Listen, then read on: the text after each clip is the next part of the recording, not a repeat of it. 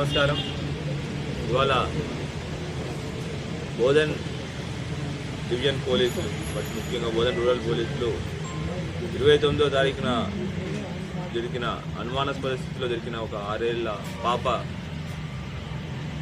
మృతి చెందిన పాప యొక్క కేసుని ఛేదించడం జరిగింది.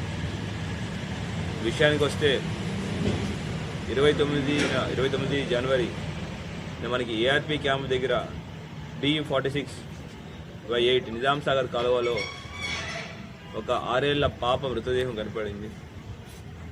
అనుమానాస్పద పరిస్థితుల్లో అమ్మాయి చనిపోయి ఉండడం, దాని మీద మనకి ఇన్ఫర్మేషన్ వస్తే ఇమీడియట్గా అంత చిన్న ఏసీపీ గారు, తర్వాత సిఐ అండ్ ఎస్ఐలు సీన్కి వెళ్ళడం జరిగింది. అనుమానాస్పద మృతిగా దాన్ని భావించి అది ఎట్లా చనిపోయింది, అది కారణం ఏంటి అనే దాంట్లో ఇన్వెస్టిగేషన్కి ఒక 3 టీంలు అరేంజ్ చేయడం జరిగింది.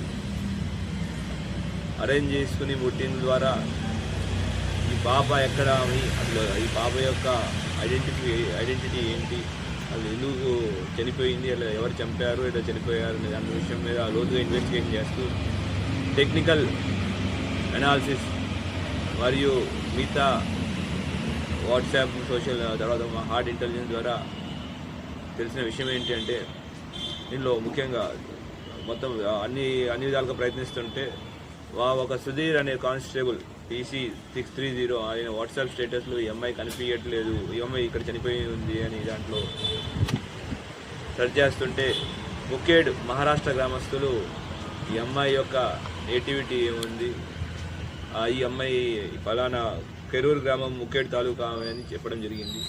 దానిలో లోతుగా విచారణలోకి వెళ్తే తెలిసిన విషయం ఏంటంటే, వీళ్ళ తండ్రి కొండమంగళే పాండురంగన్ అనే అతను ముగ్గురు పిల్లల తండ్రి.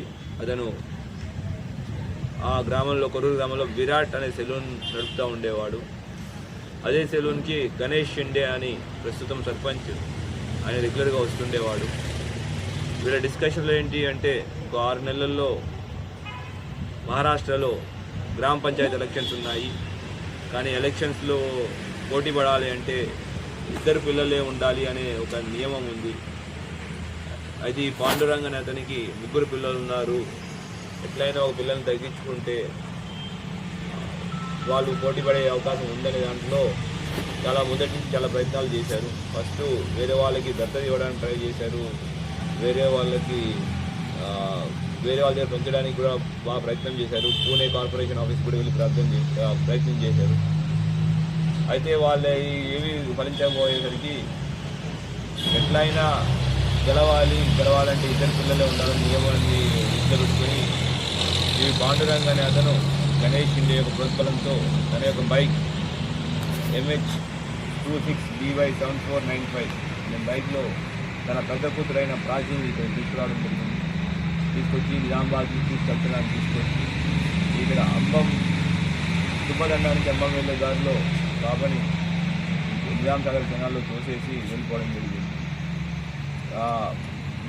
వెళ్ళిపోయి ఇన్ని రోజులు దాక్కున్నాడు. మనకి ఇన్ఫర్మేషన్ మీద ఇవాళ అతను పట్టుకోవడం జరిగింది.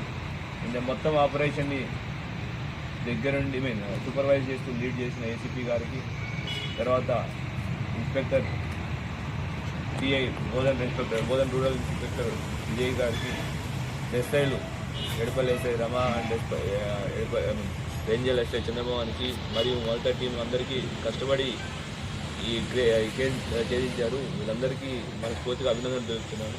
అట్లానే మీడియా మిత్రుల ద్వారా అందరికీ విజ్ఞప్తి, ఎవరో చెప్పారు లేదంటే క్రిమినల్ యాక్టివిటీస్ ద్వారా ఎటువంటి పదవిని పొందలేరు, ఒకవేళ ఎటువంటి యాక్టివిటీస్ చేస్తే గ్యారంటీ కటకటాలు పాలవుతారు. Thank you. సార్ ఇంకొక పర్సన్